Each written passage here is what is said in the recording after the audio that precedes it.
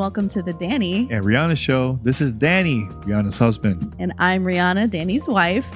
And this podcast is all about mom and dad finding nerd life balance. Yes, and you can find us on any podcast platform. You can go on Spotify, Apple Podcasts, and other podcast services. Also, you can find us on YouTube. Just search for the Danny and Rihanna show. So during our show, we talk about what it's like running a business together, being a new married couple, having a child, and all the while trying to play video games and find a way to work. It's going to be a lot of fun having these great conversations. And plus, we might have a couple guests here and there. We'll see. It's going to be a lot of fun. Yeah, you'll hear about our travels, our excitement over new games and movies that are coming out, and everything in between as we navigate the world of being nerds that actually make a living. So if you're excited to listen to our conversation, we're going to have brand new episodes every Wednesday. Follow us on socials in the description box below and join us on our journey.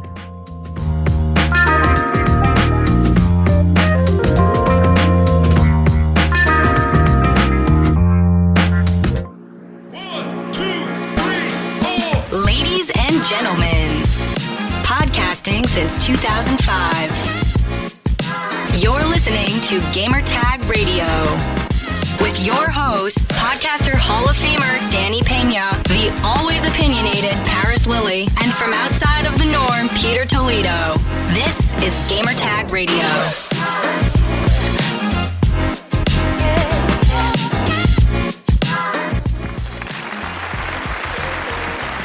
Welcome to Gamertag Radio, episode 1330. This is your host, Danny Peña, and also join me on this special episode of Gamertag Radio, which we're recording early.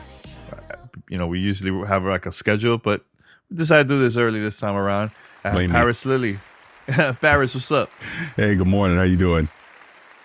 Good, man. Good. We have a couple topics for this week. Oh, yeah. This week has been kind of slow when it comes to news, and I'm glad it's like this, so we could take a break of all the rumors and leaks and controversy. By the way, speaking of that, and I know you had sent a clip in our private chat, but I actually watched her entire video right before we recorded this. I implore everybody to go watch Alana Pierce's latest video about Xbox and all these rumors and all of that. It's really good. It's really, really good. Yeah.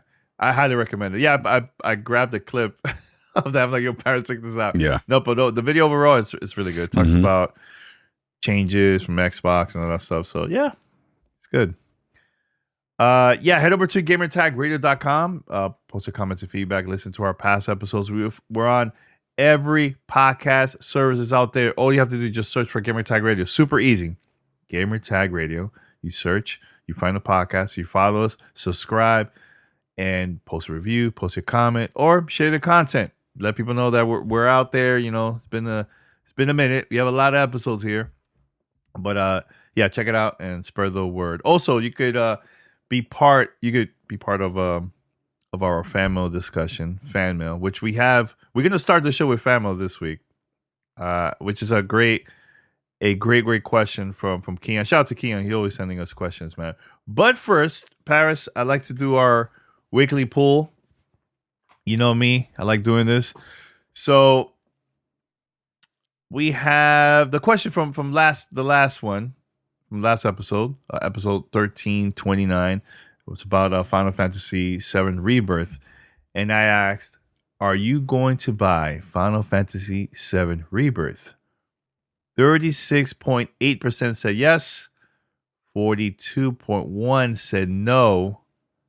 21.1% said maybe. Now, personally, I think the reason why there's a little bit of people saying no compared to yes and maybe they don't have a PlayStation 5.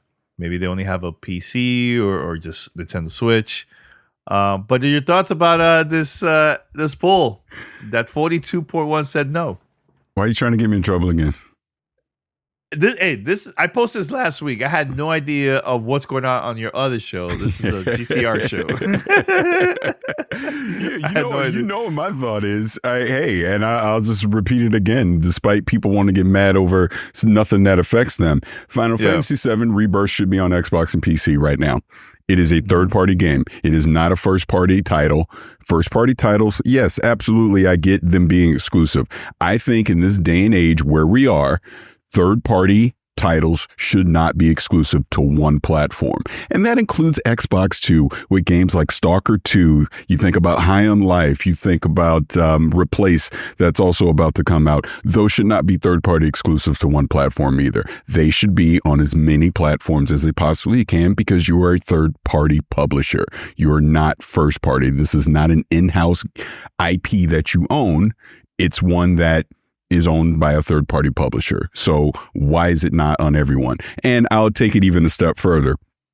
Okay, if Rebirth is coming to PS5 first, okay, fine. Why isn't Remake on Xbox? The game's been out for a while. At this point, it should be on Xbox. Wait, Remake? Remake is not an Xbox? PC. That's what I just said. It's not. Muffle. Oh, I thought you said why it is. Okay, no, sorry. not on Xbox. Again, we're creating these artificial gatekeeping things with games at this point. We see the state of the industry. Look, people mad at me all you want. You can tweet at me all you want. You can pull up all the old tweets that I put out freaking 5-6 years ago all you want.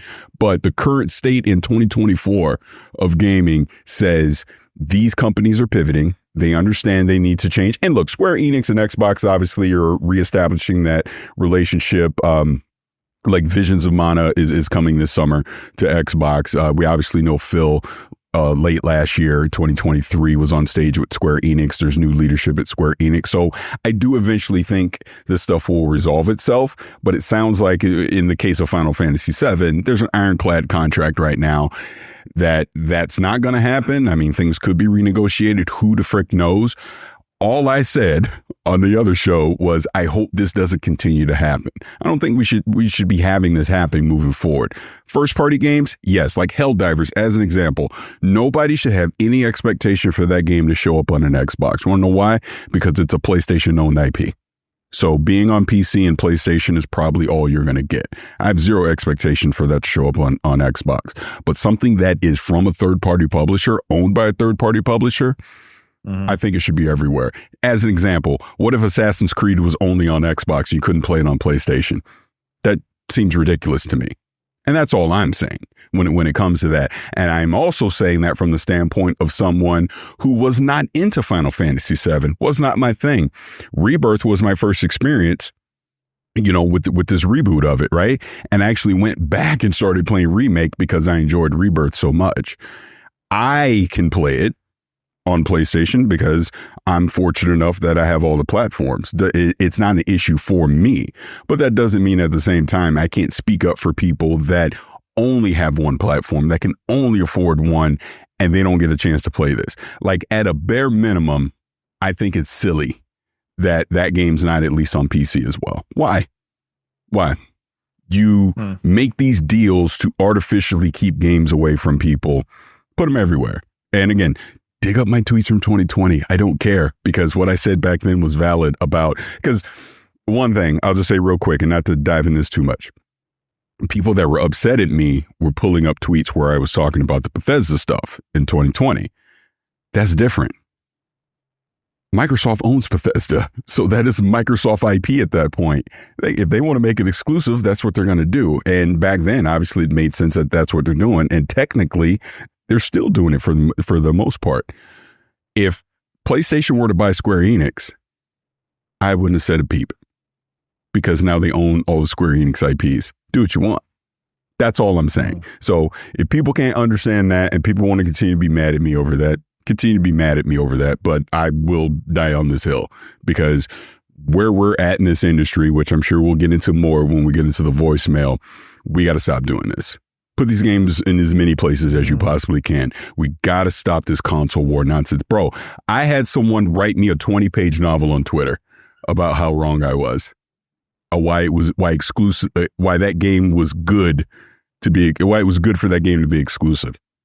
Nonsense. Complete nonsense. So that's it. Yeah. The before I play the voicemail, family coming up, I think I think personally that people need to do also more research. Like, is it working for Square? let's say the last Final Fantasy game. How was the sale numbers on that one? Was it good? I know they made this deal a long time ago, so maybe you have to do this for like 3 games or something like that. We have no idea, But at the end of the day, it's a business. Look, this is a Square Enix decision. They wanted to, the company wanted to do it this way to keep it exclusive. Maybe here's the thing too. Sometimes companies would most of the time when they do deals with another, let's say like with PlayStation or Xbox, they also fund the development too. And that's the reason why they will keep it exclusive for a certain amount of time. Like, for example, Tetris Effect Connected, that one was a PlayStation exclusive. And it also got help to get funded to develop while they were developing that game too. So that happens a lot too, Paris. We don't know the behind the scenes of like how much money PlayStation has been putting for like the development of Final Fantasy, the series and stuff. Because maybe a small percentage has been coming from PlayStation. And also marketing, all that stuff is also probably coming from the PlayStation side too. You know what I'm saying? Right. And like Pal World is another example of that, just coming from the Xbox side. We know that Xbox has helped that team. It's a small team to bring that game out. But I would like to see Pal World eventually show up on PlayStation. Like, I understand what you're saying, where a publisher may come in and help a developer studio, to deliver a game. And maybe part of that agreement is, a small window of timed exclusivity. I just think it's crazy to me that something as big as Final Fantasy VII can't be everywhere. And we know why. People can console war this stuff and argue it all you want, but you can't tell me that game shouldn't at least be on PC right now. That's all I'm saying. So people can argue it, whatever. I'm just going to stop talking about it at this point because I said what I said and I meant what I said. But I just think if you listen to what the leaders in this industry are telling you, things are changing, it's shifting, and it is. So hopefully stuff like this doesn't continue to happen. That's all I'm saying. I understand previous agreements, things like that, but we don't see this continue to happen moving forward. That's all. Okay. All right. That was a very long answer for both of us for just a poll. We haven't even started a conversation. All right. So now, look, I know if you guys want to be part of our family discussion, all you have to do is send us email, voicemail, and this is how. Send us your feedback or questions. Give us a call at 786-273-7GTR. Email us at fanmail@gamertagradio.com or leave a message on speakpipe.com/gamertagradio.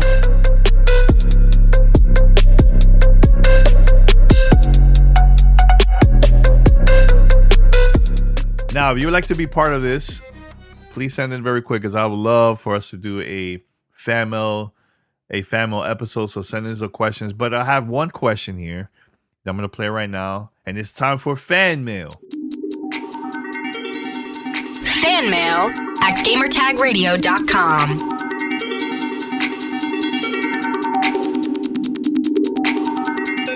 All right. So shout out to Keon, always sending us great questions here. And I'm going to play his voicemail. He actually sent this, I believe, 2 days ago. So let's play right now. Hey, what's going on, Gamertag Radio? How are you good brothers doing? This is Keon calling from Baltimore. I just had a question for you guys, and the question I have for you guys is the gaming industry headed towards a gaming crash, as it were? I mean, we've been seeing it so much this year. I mean, Sony just laying off 900 employees. EA is cutting back. They're taking certain licensed games off the table. They're falling back on their development as well. The Life is Strange developer, they're cutting back. The Until Dawn developer, Supermassive Games, is also cutting their staff by so many.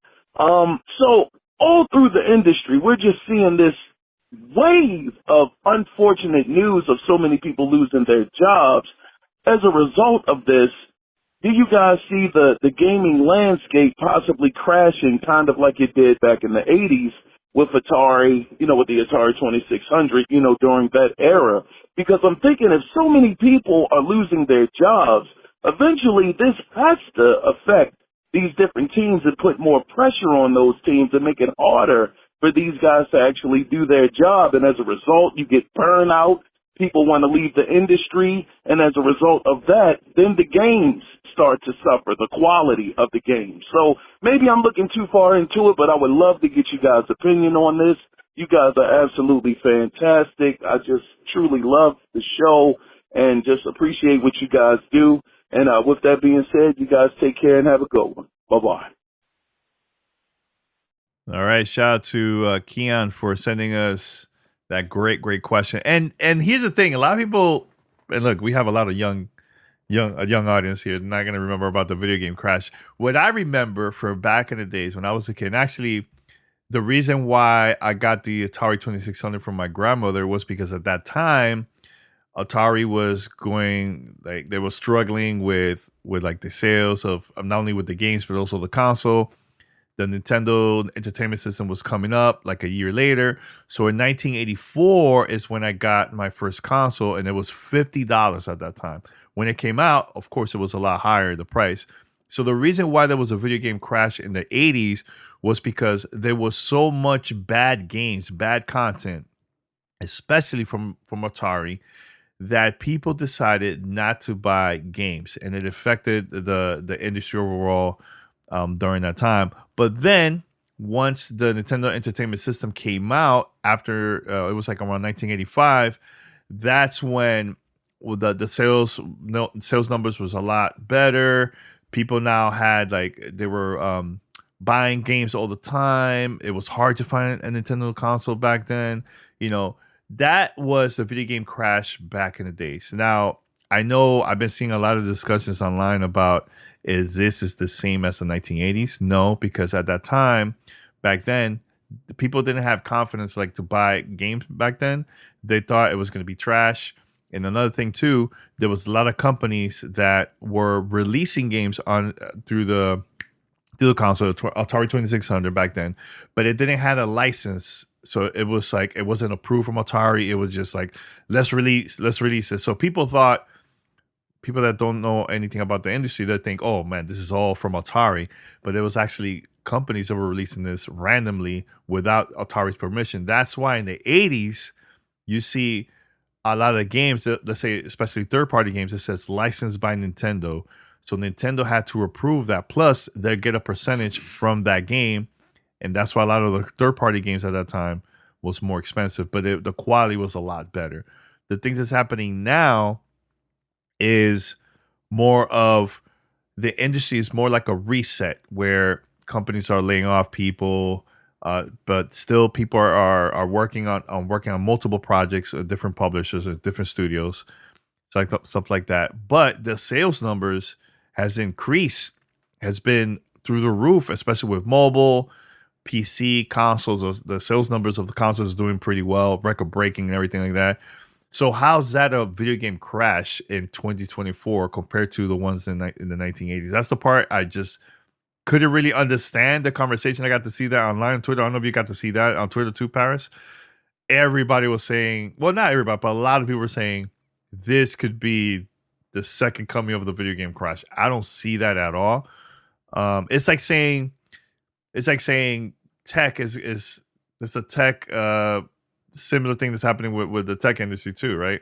But the sales numbers of people buying tech products is through the roof still. It's not like the industry is doing bad. It's more of companies are trying to figure out what to do next when it comes to like investments on releasing products better. How can we increase and get a new crowd of people now, new consumers who bought our products? That's the part that a lot of companies are trying to figure out. And during the pandemic, I think you mentioned this multiple times, Paris, companies have been they've been hiring way too many people that it affected the company years later. Like, do we need this amount of people? It doesn't make sense. You get what I'm saying? So, But I want to hear your thoughts. Sorry for my long answer, but just want to hear your thoughts about all this. No, I'll simplify it this way, because I think, honestly, we've been talking about this a lot over the past few weeks, so I don't want to repeat too much. But sure. I'll simply say that, no, I don't think we're going to see a video game crash like we saw in the 80s. I'll take it as far as everything that we're seeing right now with the layoffs, with people, basically the industry's taking a look at itself and going, we're not growing at the rate that we thought we were a few years ago. Why? And what do we need to do to resolve that? Unfortunately, people are getting laid off as a result. And, we're no fans of that. And there's various reasons as to why that's happening with, decisions that are being made at the leadership level, which is had this happen. You've seen like the Toys for Bob, that went independent. You saw, oh my God, why am I blanking on their name? They just left Embracer. So you are seeing some studios trying to quote unquote go independent and free themselves. Saber Interactive. Thank you. So you're seeing various changes around there. We've obviously seen that the AAA level budgets have gotten out of control. So there's going to be some tightening of the belts there. There's going to be streamlining of that, better workflow, just across the board. But I'll sum all that up to say this. When we get to probably about October 2025, do you know what's going to happen then, Danny? Do you know what games? Do you know what games probably coming out then? From which it doesn't matter. There's a game that's going to be coming out next holiday that is going to sell ridiculous amounts. Ridiculous. Grand Theft Auto. Thank you. Yeah. When Grand Theft Auto 6 hits the market, I mean, it's going to probably sell at an unprecedented level. I think that will be the game that defines this generation, most likely. They don't want me talking about this. I do apologize. They're like, shut up. But my point on it is that says to me that that gaming's not about to crash. That if you deliver a product that your customers want, they're going to go out and go buy it. I mean, hell, there's been rumblings about they might charge $100 for it. I hope they don't. That's not gonna. I don't think it's going to happen. But my point on it is the fact that that's even floated out there, and you don't see people going, "Well, I ain't buying it." Anybody's just kind of like, "Damn, I don't want to pay that much, but I got to play it." Like people are like, they might actually do it. And to your point, I don't think they'll do it. I think there'll be some crazy collector's editions or something like that that'll be $100+, but I don't think the base game will probably still be $70. But the point on it is, I think the industry is kind of going through a little bit of course correction right now. There is obviously a lot of pain that is happening because of that. But I do think we'll come out on the other end of this and the industry will be just fine. I do believe that. I truly do believe that. I think I don't think we'll get as many risk in the short term at the AAA level, but you're still going to get some huge AAA games, again, like Grand Theft Auto 6 as the example.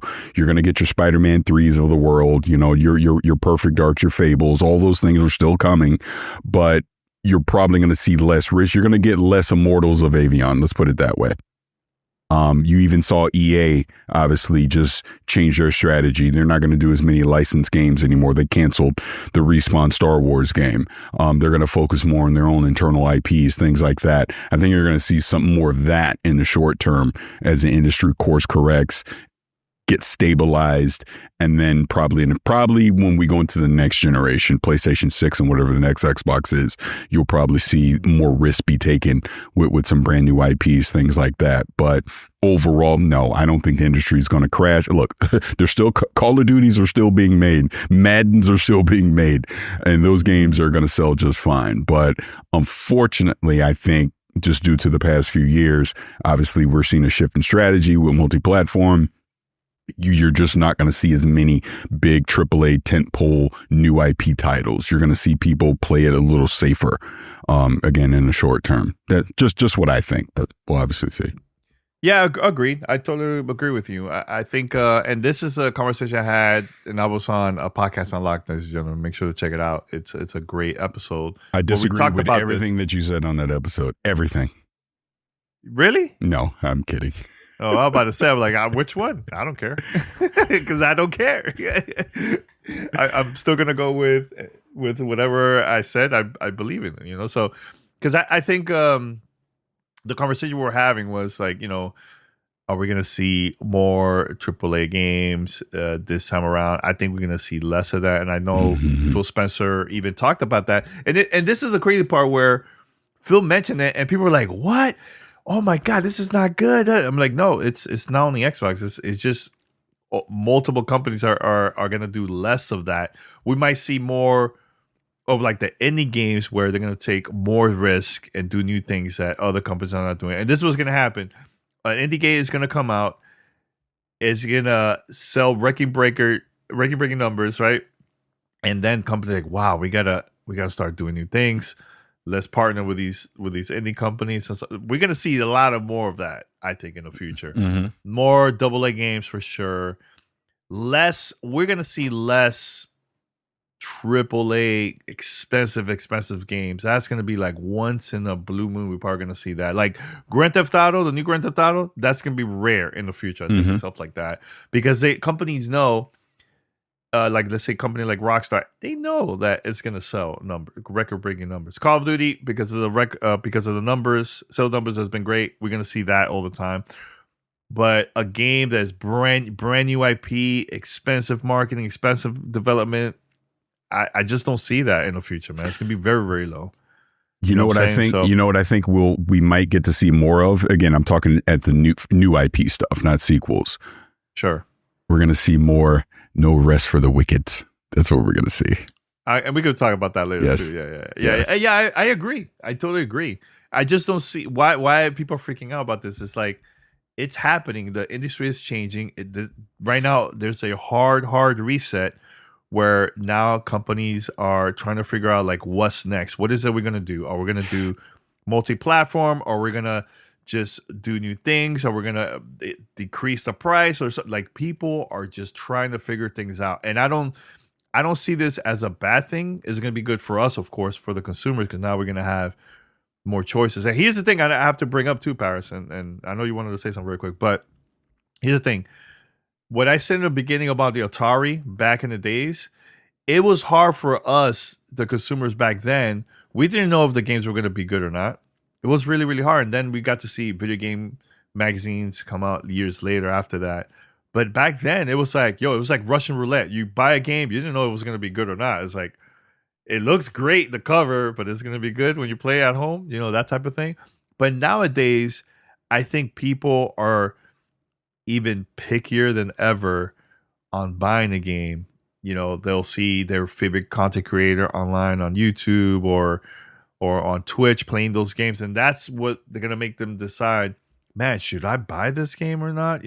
Because here's the thing, Paris, the majority of average people, they don't go to like a major website and be like, let me go on this site to see if this game is great. They probably most likely will go to like a YouTuber or Twitch streamer to watch those games, to watch them playing those games. We didn't have that back then, so that's why it affected the sales when a lot of people were buying games, and they see like, man, wait a minute, hold on, Pac-Man on Atari 2600 is not like Pac-Man the arcade. It looks totally different. Why I'm going to start buying these games? I'm going to stop. This is a waste of money. That's what happened back then, So, but yeah, what you were going to say? No, well, pivoting off of something that you're just saying, this is why Xbox has been trying to get Game Pass. Why they've been trying to do Game Pass. I can't even talk. I'm sorry.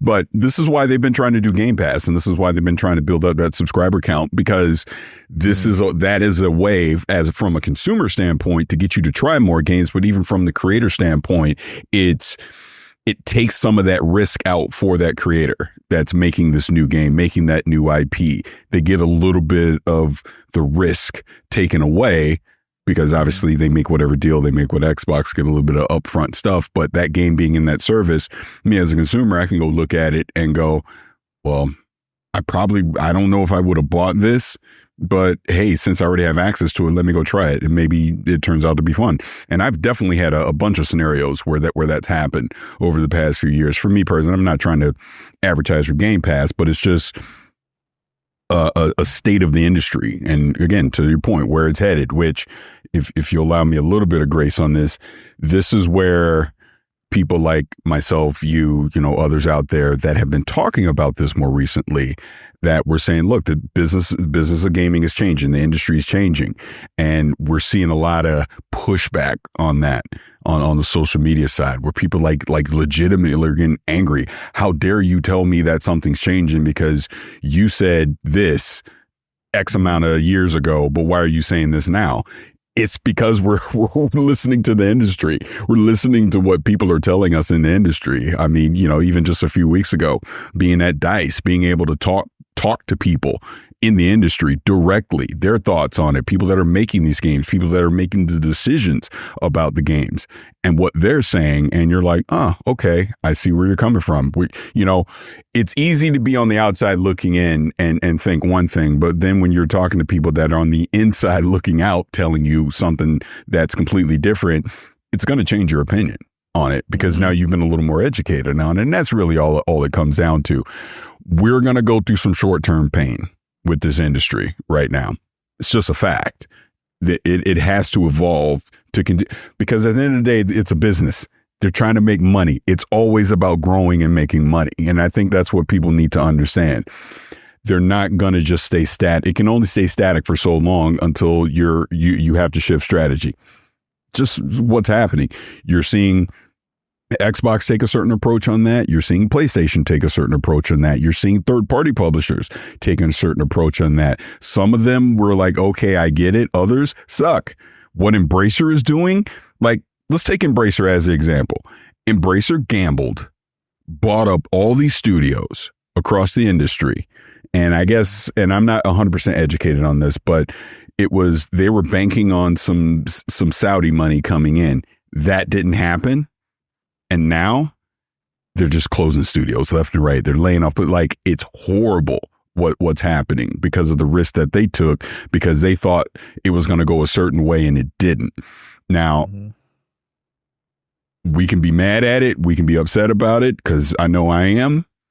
But these are the kind of decisions that have been made over the past few years that have us in the state that we're in. We obviously saw a lot of overhiring during COVID. Now they're trying to consolidate that back because the growth they were seeing when everybody was sitting at home has not been sustainable.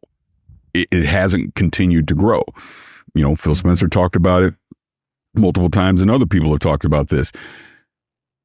Console gaming is basically been stuck at 200 million for about 10 years. Just has been.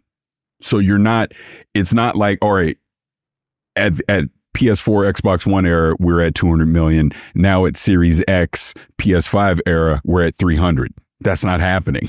It's still at 200. The same people that were buying the hardware in the games 10 years ago it's still that same pool of people buying the hardware in the games now. So they're not growing. And this is where we are. Whereas COVID artificially inflated, oh wow, look, we're starting to grow. Oh man, look at all this user engagement that we're seeing right now, and now it's scaled back. So this is where we are. I don't have to like it. I'm not saying I like it because of course I don't. I don't like it. It's like if I was someone that was aspiring to get into game development right now, no, I wouldn't. The job security right now sucks in the gaming industry. It just does. A lot of experience has been lost with these layoffs the past couple of years. And if I was a senior game developer, why am I staying in this industry? If I got the skill set to go into somewhere else in tech, I'm probably going to go do that right now just because of the uncertainty that's happening. So like I said, we're going to have a lot of pain. And like I said, I think a big part of this is we're going to lose a lot of experience in game development right now. So we're almost taking a step back in that standpoint.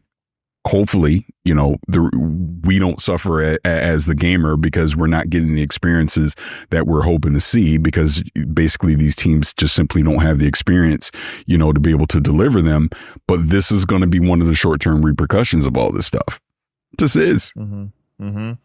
And Harris, you remember this too, like back then during the 360 and also Xbox One, PlayStation 4, early PlayStation 4 era, there was a lot of developers that they got tired working on AAA games and they left the company. And this is like well-known people that we were like even surprised that they left. They left the studio, open up their own studio. Now they have the freedom to do whatever they want. and they don't have to depend so much on the pressure from the execs from like these big name publishers. But now they have the freedom to do whatever they want, hire people, stuff like that. And I think one of them that we were even surprised back then was Casey Hudson. Remember where he left BioWare, came back, left again, but now he has his own studio. And I think they're working on a game that's kind of has the vibe of like Mass Effect. I can't remember the name of the studio or the name of the game, but like we're going to see more of that, I think, in the future. More and more of that, where a lot of people that got laid off, they're probably going to get together, a group of them, like, hey, you know what? Let's take a risk. Let's open up our own studio. And I think because of that, that's what we're going to start seeing now, the big publishers, because the games that they've been working on is probably not been successful, or they're doing the same thing every single time. When they go and talk to now a indie studio that's been successful and is doing something totally new, and the sales numbers are up, we're probably going to see more of that. It's just going to take a while for that to happen. Right now, I think the publishers are going to be very picky on who to work with, or what, or like you said earlier, focus on their own IPs that's been successful now for years. Like now I can see Respawn working on Titanfall 3. Like I can see that now happening more than ever because it's within the company. Why work on another studio that released, like, let's say, Immortals of Avium? We're going to see less of that, So it's the change is going to be very, very weird. It's just going to take a while, man. And I know we're going to be talking about this like years from now. Like, man, remember when there was so many layoffs? We're going to be talking about that for sure a couple of years from now, man, for sure, man. So what are your thoughts about all that part? No, I think you nailed it pretty much. I mean, there's not really a lot to add to it. I will say this as we wrap this up. Yeah, I'm tired of talking about this. Yeah, of course. And here, in this sense, Yeah. We've talked so much the past few weeks about, and this isn't that I'm insensitive to people being laid off, because I'm 100% am. What I'm saying is, we've had so much time just talking about the business side of gaming and not actually gaming.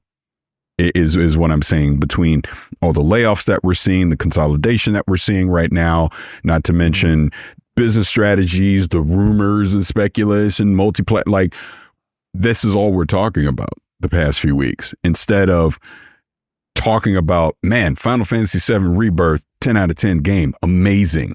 That Ronin game's about to come out right now. I'm super excited for that. The Dogma 2 games, right? Like, instead of talking about stuff that we're anticipating coming out or things that we're actually playing right now, we're just talking about business stuff. And truth of the matter is, Danny, neither one of us are educated enough to truly be experts on this. We're pivoting off of things that we've been told by people that are, and then injecting our own opinions into this. And this is all you see now. This is it. And here's the thing, Paris. Like I understand where you're coming from, but I also feel like a lot of people are scared. They probably never experienced this type of thing before. Of course, yeah. So of course we're gonna have these type of conversations, and of course it's tiring being a broken record, just repeating the same thing over and over and over again. I get that, but it's more of people have never seen this and they don't know what's going to happen next. Like, a lot of people invest a lot of money on these games and these consoles. They're afraid, like, hey, is Xbox going out of business? Is PlayStation doing this and this and that? Like, I bought these consoles and games. Oh my God, am I going to lose the rights of all these games that I bought digitally? It's just, there's a lot of questions that people don't know what's going to happen, And here's the crazy thing. The only company that's been kind of like just doing their thing, and we haven't heard about layoffs or anything like that, and also working on the next thing, is Nintendo. Nintendo, I think once that console comes out, I believe, this is the rumors, early 2025, I think once again, Nintendo's probably going to help the industry to come back again, because in the 80s it was Nintendo that saved the gaming industry in the 80s. Hell yeah. This could happen again when you have games like Grand Theft Auto out there, right? People buying a game like that, and then you have the new Nintendo Switch 2 or whatever it's going to be called, a lot of consumers are going to be buying that. I think now there's going to be more confidence once again, of companies releasing products again in the gaming industry and maybe invest more.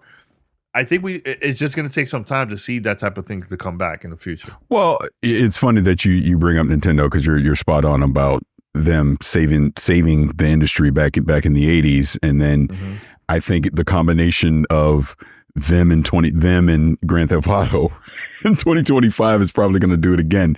But the thing about Nintendo is, because whenever we talk about this stuff, everybody's like, "Ooh, what about Nintendo? They don't have to go multi-platform." But the reason they don't is, think about it. Their hardware is always a couple generations behind from a performance standpoint, a power standpoint. It is way cheaper for them to make. They always sell their stuff at profit. Think of it that way. That Switch 2, when it comes out, they'll make money on every Switch 2 that comes out. So they sell their hardware at a profit because it's lower powered, lower performance. Their games, as a result, don't have these ridiculous budgets either to be able to make. I would love to know what the budget was for Tears of the Kingdom, as an example. Guarantee it was probably less than half of what Spider-Man 2 was. And yeah, I agree. You know what I'm saying? You get my point? So it is costing them less to make their hardware, costing them less to make their teams or make their games, I should say. So when they sell their stuff, they have high attach rates, for their hardware to their software. They remain profitable. They're literally continuing to grow, whereas Xbox and PlayStation and these other third-party publishers have been struggling with that. I mean, because what are they saying? The Switch isn't it going to they're saying it's going to outsell the PS2, right? Because isn't the PS2 the highest selling console ever, I think? And, I think so. And it's on pace to outsell the PlayStation 2. There you go. And we know when that Switch 2 comes out, it's going to sell ridiculous, which because they are still profitable and growing with the current Switch. Again, rumors. They decided, well, we're going to give the Mario team more time, and we're going to give basically the hardware manufacturing more time so that we won't put it out until early 2025. So Switch 2 is readily available to anyone that wants to go buy it. And now our launch lineup has had more time to polish the launch lineup games. That's how it should be done. You know what I'm saying? So I'm all for that. I can wait. As much as I would want that Mario game this year, if it's going to be even more polished and I can go pick up a Switch 2 day one without a lot of hassle, I can wait. That makes more sense to me. So I think, and I'm not saying that Xbox and PlayStation are about to adopt the Nintendo model because they're not 100%, but I think they are going to be smarter about their budgets on these games. And again, this is the sucky part of the layoffs. You're probably going to see smaller teams making these games. We'll obviously see from a hardware performance standpoint. I mean, Sarah Bond already said they're looking to make a huge technical leap with the next Xbox. I would imagine, PlayStation 6 is probably going to try and do something similar. We'll see how that goes. But I think from a game standpoint, we're repeating ourselves at this point, but short term, you're going to see some consolidation on that. Unfortunately. Yeah, actually the Nintendo Switch. Okay, this is as of December of 2023. Right now, it's 139 million units. Right Crazy. Now. So by the end of the fiscal year, which is now March 2024, this month actually, most likely is going to be either this number or over 141 million. Yeah, just in my house, I have 4 Switches. Yeah, I have a couple here too. We have 3. We have 3 over here. Basically, all of us, except my wife, have a Switch. That's crazy. It's crazy. That is crazy. Yeah, that's nuts. Yeah, but I'm excited to see what's next for Nintendo, man. We'll see. I'm a little disappointed it's not coming out anytime soon. But hey, you know what? Take your time. I want this product. And also, especially the games, to be really, really good for the console. Yeah, and I guess what I'm saying to kind of wrap this up, I know we're running short on time now because we went long, but I guess all I'm really saying about all this is I want to get back to the point where we're talking about the fun stuff in gaming, and not and not this negative stuff, not the bad stuff that we've had to talk about, which it's been necessary to talk about. Do not get me wrong, but I hope we can get back to a place where we're talking about the fun stuff in gaming. I think just thinking more specifically for Xbox, it is critical for them to get to that showcase in June and kind of ease people's minds, showing off these games, showing off the short-term stuff that you're about to get with release dates on it. And, you know, with confidence, be able to show some stuff that's coming down the road, like being able to tease out a Gear 6 as an example at that showcase, I think would be a big win for them. But then to be able to show off a Fable with confidence, show off Perfect Dark with confidence, put a date on Indiana Jones, put a date on Avowed, things like that. That's what I think they need. Or, you know, South of Midnight as another one, Clockwork Revolution. Show these games at this next showcase and be confident about it and be able to go, you're going to play this in 2024. You're playing this in 2025 as an example. And then as we look ahead into 2026 and beyond, these are some things that you can anticipate, you know, as a tease. If they can pull that off in the showcase, I think that'll ease people's minds about, oh my God, the world's about to end. They're putting a couple games on PlayStation and Switch. It's like, no, look, you know how they can make me happy? This is how they made me happy. How they'll make you happy, Paris? This is what I want. You go to that whole showcase, and then at the end, Phil Spencer comes back out, or Sarah comes back out, and I got one more thing to show you, Paris. Just say my name directly. This is talking to me. Banjo. Just give me Banjo. Look at the camera like, for you, Paris. Yeah, give me Banjo. Matter of fact, you want to know how you really make me happy? Let me come out on stage and introduce it. I'll do it. I'll have to dressed up. Yes. Dress up as Banjo. That'd be cool. Yeah. I just hope that every company's don't stay quiet all the way until like summer. Like, show us something, Xbox Wire or like something. PlayStation content, more Nintendo Directs. Like, we want to see more of that. You know, at least one or two until summer. Cause I get it. A lot of companies will save all these like big announcements of big games for like summer, you know. But the reason why I'm saying that is because I feel like there's a lot of people that lost confidence from companies now. They're like, oh, I don't know, like, and right now there's, like you said, a lot of discussions about business and multiplayer and exclusives and all that stuff. I think by having these type of things from now to the summer, I think we'll calm everybody down for a bit. You know what I'm saying? So little announcements here and there. That's all. You know what I'm saying? And look, and we got some fun stuff coming. I mean, if you go back to the PlayStation Showcase, the things that they showed off, it's Stellar Blade, right? I'm saying that right? Stellar Blade? Yeah. I think it was good. The Dogma 2 coming out. Ronin's about to come out. Obviously, we just got Final Fantasy 7. So, I mean, there's things that are coming. It's not like, oh my God, there's no games to play and we got to wait until June. But hopefully we can start talking more about those games versus the doom and gloom that we've had to talk about, unfortunately, over the past few weeks. Yeah. Just be on the lookout for my content. I have a couple of surprises. What? Just tell us. Don't worry about it. I'm not going to say anything. Don't tease it. I'm not. I can't say. Look, we're running low on time because I have to go soon. But I will just simply say, and I'm sure we'll talk about it more during the week. But that No Rest for the Wicked, loving it. Oh, that game is good. Game is good. It's very different from Ori. I just, people probably going to think, oh, it's like Ori. No, it's a totally different vibe. And it's the same developer, same studio that worked on that game. So yes, Moon Studios is a developer that made Ori and the Blind Forest, but this is an action RPG. It basically has kind of Souls-like combat in it. It's great. I love kind of the top-down world that they've created with this, and it's actually, there's a lot of verticality in it too. Love it. And the combat's not easy. It's hard. Again, Souls-like combat. It's very hard. I love it. Yeah.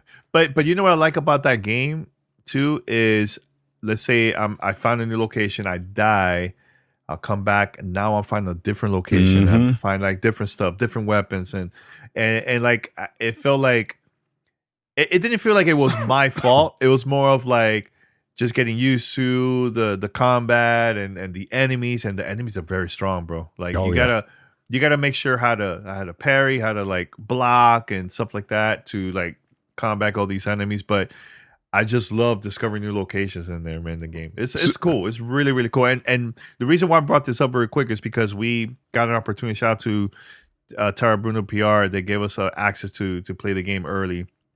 It's like a preview. It's not the full game. It's just a preview demo, I guess, of the game. I'm excited to play the full version once it comes out. 100%. Yeah, 100%. Early access is going to be April 18th, I believe, off the top of my head. They kind of showed a roadmap for features and things. Like they're going to put like multiplayer in it, the whole thing. So it looks great. It really do. Like to your point about finding new things. One thing I had happen was I was going through this one area, like I had died and I came back, and then I'm going through this one area and I'm thinking I'm going to go back to the place where I died. And I'm looking off to the side and I was like, can you drop down here? Like I wasn't sure. So I was like, let me try it, bro. I dropped down. I'm in a completely new area. And all of a sudden there's like these two giant freaking goblin dudes that are like throwing fireballs and slime at me. And I take them out and I get this treasure chest and it has some new loot in it, like some new helmet, armor and stuff. I'm like, okay, cool. This is great. Mm-hmm. Yo, I keep going. There's a dude up in the tree shooting arrows and he freaking killed me. I'm like, son of a gun. I was like, oh yeah.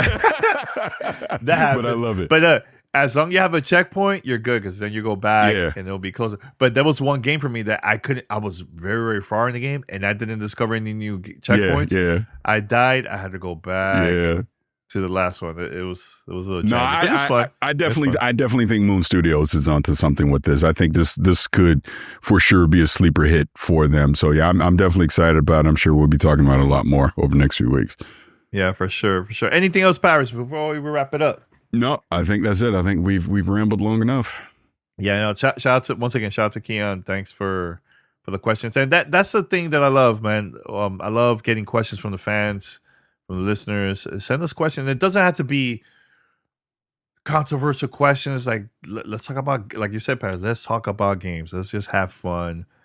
And there's so many good stuff coming up from now and the end of the year. So very excited to see the future. And I have a couple stuff planned, not only for Gamertag Radio, but also I'm planning to post these content on social media and YouTube and all that stuff. So make sure to be on the lookout for it. But I have a couple surprises that's coming up. So that's about it. We're going to wrap it up here. Guys, thank you for listening to episode 1330. We'll be back next week with more content. And that's about it. Until next time, we're out. Peace.